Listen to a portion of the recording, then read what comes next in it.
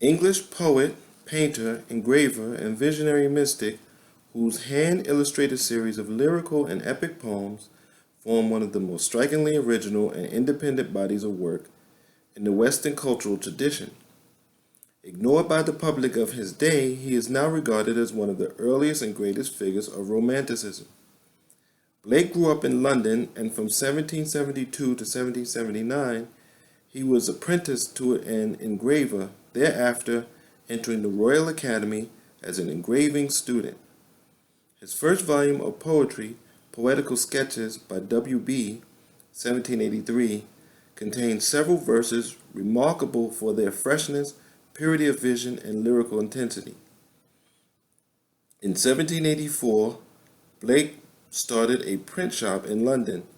He developed illuminated printing, a special technique of relief etching in which each page of the book was printed in monochrome from an engraved plate containing both text and illustration. Blake and his wife then usually colored the pages with watercolor or printed them in color. For examples, the Blake's new printing method were two small tracts, There is no natural religion and all religions are one, engraved about 1788. In an astonishing outburst of creative activity, Blake immediately followed these with his first masterworks, Songs of Innocence and the Book of Thel, both engraved 1789. The French Revolution, 1791, The Marriage of Heaven and Hell, and Visions of the Daughters of Albion, both engraved 1793. And Songs of Innocence and of Experience, 1794.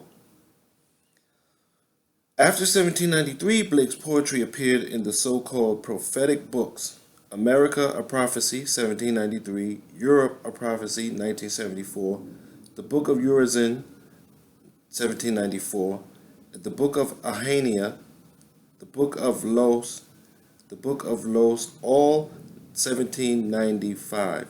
The Song of Los, all 1795. In these works, Blake elaborated a series of cosmic myths and epics through which he set forth a complex and intricate philosophical scheme. In 1804 to 1808, Blake engraved Milton, a comparative, brief epic that deals with the contest between a hero, Milton, and Satan, Jerusalem. Blake's third major epic and his longest poem is also the most richly decorated of Blake's illuminated books. Only a few of its 100 plates are without illustration. The most notable poetry Blake wrote after Jerusalem is to be found in the Everlasting Gospel, 1818, a fragmentary and unfinished work containing a challenging reinterpretation of the character and teaching of Christ. Blake's last years were devoted mainly to pictorial art, and in these years he produced some of his most technically assured designs.